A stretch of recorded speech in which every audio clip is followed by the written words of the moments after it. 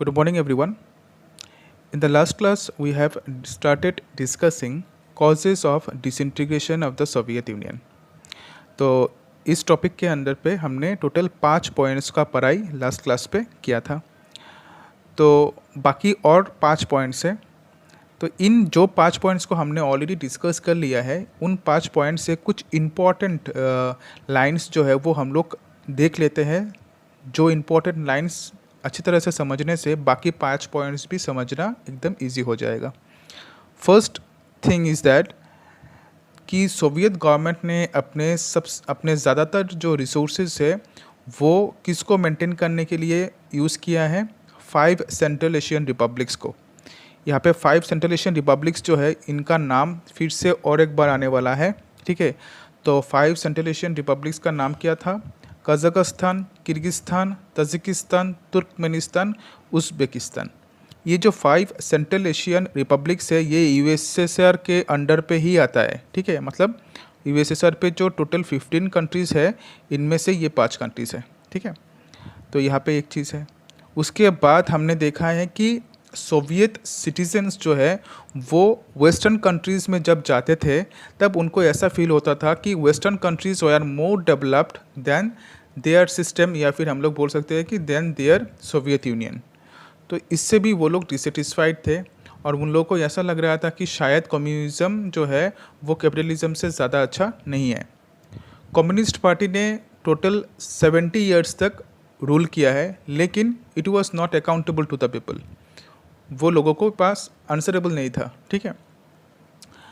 काम करने का जो तरीका है वो बहुत ज़्यादा कठोर था, जो लोगों को पसंद नहीं आ रहा था।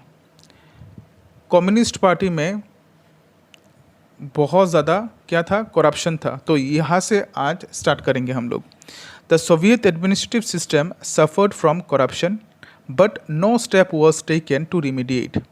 सोवियत का जो एडमिनिस्ट्रेटिव सिस्टम है, एडमिनिस्ट्रेटिव सिस्टम मतलब सोवियत का जो गवर्नमेंट है वो उसमें क्या था? करप्शन था। मतलब करप्टेड लोग जो है वो ज़्यादा था, भ्रष्टाचारी लोग जो है वो ज़्यादा था। No step was taken to remediate. कोई भी स्टेप नहीं लिया गया था इस चीज़ को दूर करने के लिए, करप्शन को दूर करने के लिए। Next, the government officials had more privileges than the ordinary citizens. अभी तुम गवर्नमेंट के अंडर पे काम करते हो, तुम गवर्नमेंट के ऑफिशियल हो, गवर्नमेंट के एम्प्लॉई हो, देन गवर्नमेंट के लीडर हो, then you will get more privileges than the ordinary citizens, ठीक है।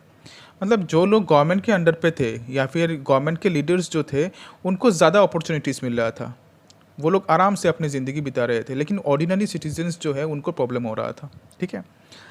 As a result the people fell disappointed. और इसी वजह से क्या हुआ था? लोग जो है वो बहुत ज़्यादा डिसअपॉइंटेड हो गए थे, बहुत ज़्यादा दुखी हो गए थे। अभी ये जो प्रॉब्लम्स है, जहाँ पे हमने बहुत सारे प्रॉब्लम्स को देखा है, जैसे सोवियत सिस्टम ऑथोरिटेरियन था, इकोनॉमिक कंडीशन ख़राब था, बहुत सारे रिसोर्सेज जो है वो यूज़ कर दिया था मिलिटरी को वो करने के लिए, मिलिटरी अर्सनल जो है वो ख़रीदने के लिए या फिर मिलिटरी को मेंटेन करने के लिए। उसके बाद सेंट्रल एशियन रिपब्लिक्स के बारे में पढ़ाई किया था। उसके बाद हमने देखा है कि वेस्ट में ज़्यादा डेवलप हो रहा है, सोवियत यूनियन में डेवलप नहीं हो रहा है, कम्युनिस्ट पार्टी अकाउंटेबल नहीं था, करप्शन ज़्यादा था। तो ये सभी चीज़ों को दूर करने के लिए मिखिल गोर्बाचेव ने लाया था 2 reforms. Mikhail Gorbachev introduced reforms such as glasnost and perestroika to improve the situation. अभी ये जो सिचुएशन हमने लास्ट 7 पॉइंट्स में पढ़ाई किया है, इस सिचुएशन को इम्प्रूव करने के लिए मिखिल गोर्बाचेव ने लाया था 2 रिफॉर्म्स। एक था ग्लासनोस्ट और एक था perestroika. But the reforms backfired. लेकिन ये जो रिफॉर्म्स है ये बैकफायर कर गया, मतलब ये रिफॉर्म्स हो गया fail. The reforms लूजन the control of the Soviet system. मतलब क्या है? सोवियत सिस्टम के ऊपर, मतलब सोवियत के इकोनॉमी के ऊपर कम्युनिस्ट पार्टी का जो कंट्रोल था उस कंट्रोल को वो कंट्रोल बहुत ज़्यादा लूज हो गया, कमज़ोर पड़ गया after the reforms of the Gorbachev. कैसे हुआ ये चीज़? एक एग्जाम्पल के माध्यम से हम लोग समझते हैं। जैसे फॉर एग्जाम्पल, पहले सोवियत यूनियन के सिटीजन्स के पास, यहाँ पे मैं बात कर रहा हूँ सोवियत यूनियन का, ठीक है। याद रखना, सोवियत यूनियन का जब भी मैं बात करूँगा तब मैं बात करूँगा 15 रिपब्लिक्स के बारे में, जिन 15 रिपब्लिक्स ने मिलके सोवियत यूनियन को फॉर्म किया है। तो सोवियत यूनियन के ये जो 15 रिपब्लिक्स है इनको पहले इनके पास पहले क्या नहीं था, freedom of speech and expression जो है ये नहीं था। ये क्या नहीं था, freedom of speech and expression नहीं था। लेकिन गोर्बाचेव ने ग्लासनोस्ट के माध्यम से लोगों को ये चीज़ दिया है कि तुम अभी अपना जो ओपिनियन है वो बोल सकते हो, प्लस अपना जो बात है उसको एक्सप्रेस कर सकते हो। तो अल्टीमेटली इतने सालों का जो फ्रस्ट्रेशन है, वो इतने सालों का फ्रस्ट्रेशन लोगों ने निकाला उस टाइम पे, ग्लासनोस्ट मिलने के बाद, ओपननेस मिलने के बाद लोगों ने निकाला। और अल्टीमेटली गोर्बाचेव का जो रिफॉर्म है वो रिफॉर्म के माध्यम से वो अपने पार्टी से ही दूर हो गया, ठीक है, क्योंकि लोगों ने अल्टीमेटली अटैक किसके ऊपर किया था, कम्युनिस्ट पार्टी के रूल के ऊपर किया था। लोगों को समझ में आ रहा था कि कम्युनिस्ट पार्टी में चल क्या रहा था, ठीक है। तो सभी रिपब्लिक्स के गवर्नमेंट ने, सभी रिपब्लिक्स के सिटीजन्स ने अपने ही गवर्नमेंट के अगेंस्ट पे, या फिर हम लोग बोल सकते हैं कि कम्युनिस्ट पार्टी के अगेंस्ट पे आंदोलन करना स्टार्ट कर दिया, वहाँ पे बोलना स्टार्ट कर दिया। दूसरे देशों में जा रहे थे, दूसरे देशों के जो वो देख रहे थे, उसका नाम क्या है, एडवांसमेंट जो देख रहे थे कि दूसरा देश कितना आगे बढ़ रहा है, वो देख के अपने ही देश में आके अपने ही देश के गवर्नमेंट को गाली दे रहा था कि हमें क्या मिल रहा है यहाँ पे, हमें कुछ भी नहीं मिल रहा है। तो वो जो ओपिनियन जो है देना, वो ओपिनियन देना पहले नहीं था, लेकिन गोर्बाचेव ने वो चीज़ दिया है। तो इससे क्या हुआ था, सोवियत सिस्टम के ऊपर जो कम्युनिस्ट पार्टी का जो कंट्रोल था वो चीज़ खो बैठा, उसका नाम क्या है, कम्युनिस्ट पार्टी। नेक्स्ट क्या हुआ देखो, nationalist pressures led to the breakup of USSR, also led to the breakup of USSR. Nationalist pressures मतलब क्या है, जैसे हमारे देश में नेशनलिज्म का क्या है, जब हम लोग ब्रिटिश के अंडर पे थे तब अचानक से हमारे देश में नेशनलिज्म जागा। जैसे हमने गांधी जी को देखा, बाकी सभी लीडर्स के साथ मिलके हमने ब्रिटिश के अगेंस्ट पे आंदोलन किया था, Swadeshi movement, non cooperation movement, civil disobedience movement, quit India movement, इतने सारे मूवमेंट्स किए, उसके बाद ब्रिटिश से हमें आज़ादी मिला था, ठीक है ना। तो ऐसे ही क्या हुआ था, यूएसएसआर पे भी हुआ था। यूएसएसआर के कुछ स्टेट्स थे जिन स्टेट्स को अपने ही विल के अगेंस्ट पे जाके उन स्टेट्स को यूएसएसआर के अंदर लाया गया था, ठीक है। जैसे for example nationalist pressures led to the breakup of Soviet Union. Nationalism जो है, नेशनलिज्म मतलब क्या है, अपने ही नेशन के लिए अगर प्यार तुम्हारा जगता है तो इसको हम लोग बोल सकते हैं नेशनलिज्म। जैसे फॉर एग्जांपल मैं एक बंगाली हूँ, तो अगर मुझे अचानक से मेरे दिल के अंदर मतलब बंगाली लोगों के लिए एक प्यार जग गया कि सभी बंगाली लोग जो है वो सभी मिलके हम लोग क्या करेंगे, रिवॉल्ट करेंगे, आंदोलन करेंगे किसी भी एक चीज़ के ऊपर, ठीक है। क्यों गवर्नमेंट बंगाली लोगों को डिप्राइव कर रहा है, ये सभी चीज़ों को देखने के लिए, और बोराक वैली को क्यों डिप्राइव किया जा रहा है, क्यों हमारा गवर्नमेंट सिर्फ एसामीज लोगों को देख रहा है, तो ये जो फीलिंग आता है ना अचानक से, इसको हम लोग बोलते हैं नेशनलिस्ट प्रेशर, ठीक है।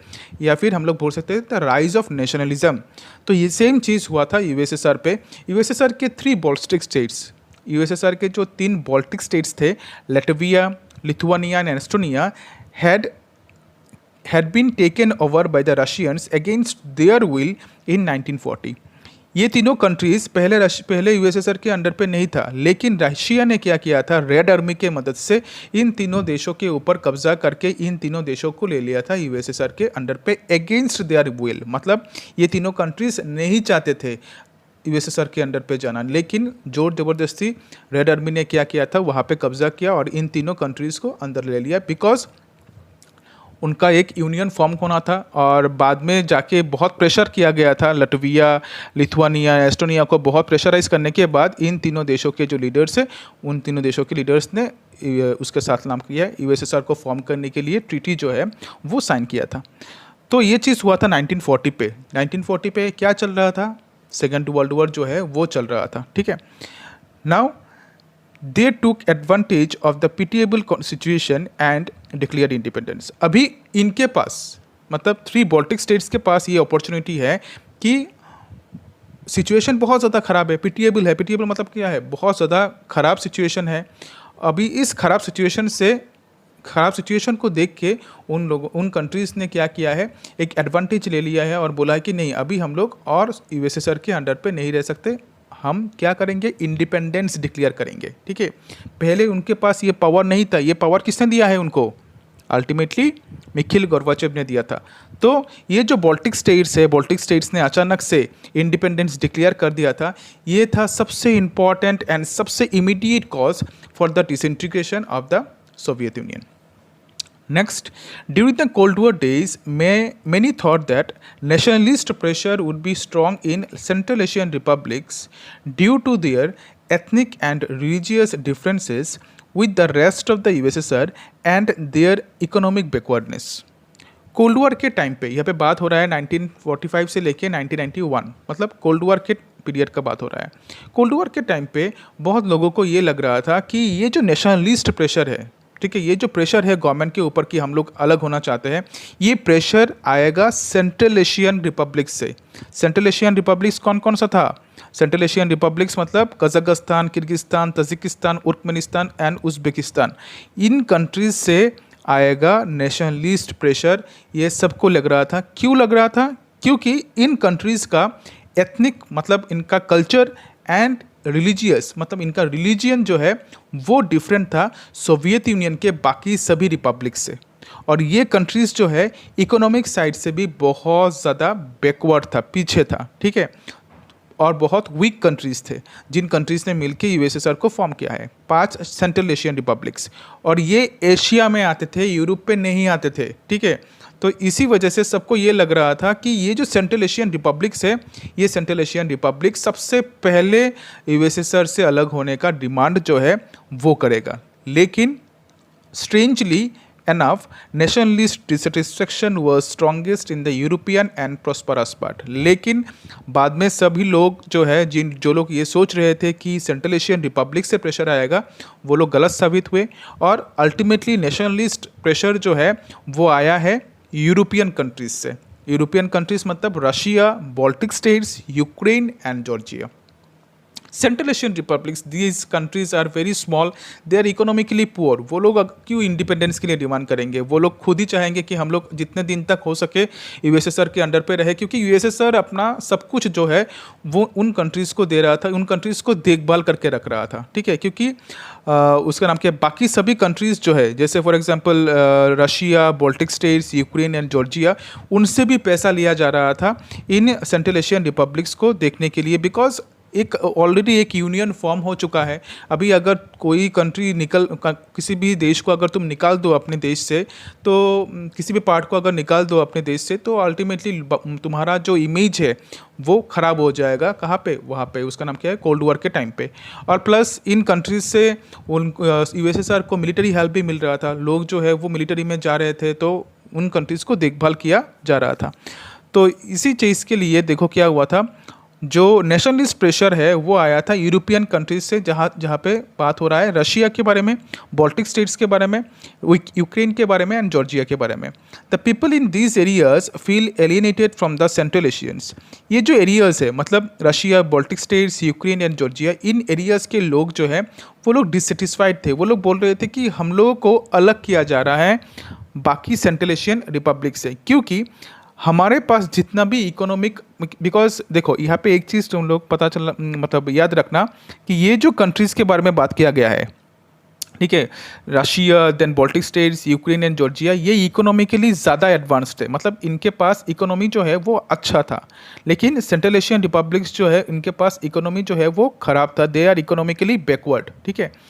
तो अल्टीमेटली सेंट्रल एशियन रिपब्लिक्स को कौन चलाएगा? अभी Russia, Baltic states, Ukraine and Georgia, इनसे ज़्यादा पैसा जा रहा था.